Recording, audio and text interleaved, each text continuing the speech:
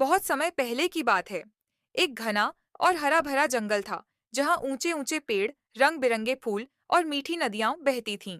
उसी जंगल में एक बेहद खूबसूरत हिरण रहता था। उसका नाम था चंद्र। उसके सींग चांद की तरह चमकते थे और उसकी आंखें बहुत ही शांत और सुंदर थीं। जब वह दौड़ता तो लगता जैसे हवा भी उसके साथ नाच रही हो। जंगल के सभी जानवर चंद्र की सुंदरता की तारीफ करते थे। मोर उसके साथ चलना पसंद करते, तोते उसके पास बैठकर गाना गाते। धीरे धीरे चंद्र को अपनी सुंदरता पर बहुत घमंड हो गया।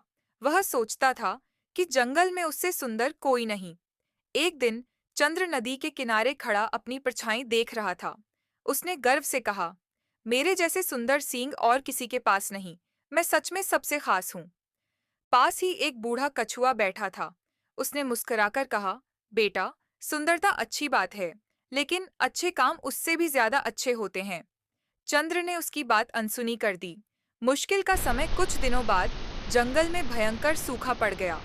नदी का पानी कम होने लगा, घास सूखने लगी और जानवर परेशान हो गए। चंद्र को पहली बार एहसास हुआ कि सिर्फ सुंदर होना काफी नहीं है। उसे भी भोजन और पानी के लिए संघर्ष करना पड़ा।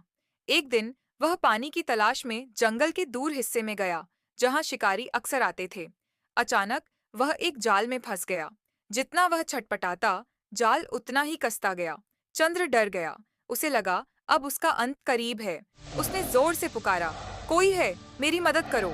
सच्ची दोस्ती। उसी समय एक छोटा सा खरगोश, जिसका नाम मीटू था, वहां से गुजर रहा था। चंद्र ने पहले कभी मीटू से ठीक से बात नहीं की थी, लेकिन मीटू फिर भी रुका। उसने बिना डरे अपने तेज दांतों से जाल कुतरना शुरू किया। थोड़ी देर में जाल टूट गया और चंद्र आजाद हो गया।